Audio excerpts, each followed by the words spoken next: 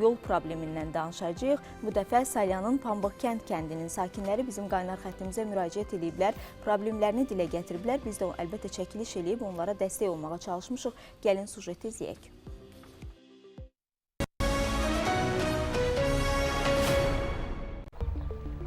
Salyan rayonunun ucqar yaşayış məntəqələrindən olan Pambıq kənddə yolların bərbad vəziyyəti sakinlərin həyatını illərdir çətinləşdirir. Uzunluğu təxminən 5 kilometr olan kəndin girişi demək olar ki, yararsız vəziyyətdədir. Daxili yollar isə daha acınacaqlıdır. Sakinlərin sözlərinə görə illər keçsə də problemin həlli istiqamətində ciddi addım atılmır. Yağışlı havada yollar palçıq içində qalır, quru günlərdə isə toz-torpaq yaşayışı çətinləşdirir. 2000-ə yaxın əhalinin yaşadığı kənddə ən çox əziyyət çəkənlər isə məktəblilər, yaşlılar və xəstələrdir. Yollarımız bərbad günədir, maşın gedmir. Öz şotumuza biraz yamadıq elədik, kənd cəmaatı yığıldı, düzəltdik. İndi yenə də dağılıb yoxdur yol. Qabaq lap pis gündədir. 88-ci ildə mən şəxsən əsgərdən gəlmişəm. Cavan uşağım, 20 yaşım var. Mənim ki 58 yaşım var, 60-a bir şey qalmayıb da. Mən bu kənddə yol görməmişəm. Yəni daim maşınlarımız da bizim yəni nə maşını? Yolda heç kim maşınla nə adam götürmək istəmir. Çünki yolda bir istisat yoxdur da. Bizim bu kəndin çox gözəl günləri olur. Qəşəng günlər olur. Bura cəmaət istirahətə gəlir. Amma indi bir dəqiqə bu kəndə özümüz belə asfaltdan istəmirik aşağı düşür. Elə istəyirik durayır maşın saxlayıb yataq orada. Kəndə girmək istəmirik. Belə bir abırsızlıq olmaz. Yola görə çox narahatıq biz.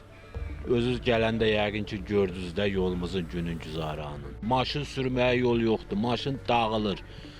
Xahiş edirik bu yola bir nəzarət olsun. Xəstəmizi xəstəxanaya mən özüm infarkt vurdu ayın 10-da fevralın. İnan da zülmlə çatdırdılar xəstəxanaya. Sakinlər bildirir ki, yolların vəziyyəti onların sosial rifahına da təsir eləyir. Rayon mərkəzinə gediş-gəlişdə nəqliyyat xərcləri artır. Bəzi hallarda isə sürücülər ümumiyyətlə kəndə gəlmək istəmir. Bu səbəbdən gənclər də kəndi tərk eləyir. Özümüz də nə qədər əziyyət çəkmişik bu yola görə. Biraz nə bilim ora-bura yamaq eləmişik. Məktəblərimiz var, uşaqlarımız var. Aparıb gətirə bilmirik. Ona görə bizə kömək edir. Təcili yardıma məsələn zəng eləyirik ki, xəstəmiz var da, gəlsin. Gəlir, dayanır o yolda, gətirin bura. Biz ora meyid aparanı. Skora gəlmir, ondan sonra maşınlar sınır, dağılır. Yol mədəniyyətdir. Biz də insan kimi yaşamaq istəyir. Gənclərimiz köçüb gedir Bakıya, biz də köçək gedək buradan, qalsın bu kəndlər bomboşuna. Məsələ ilə bağlı kəndin icra nümayəndəsi ilə əlaqə saxladıq. Aldığımız cavab isə nisbətən ürəkaçan oldu.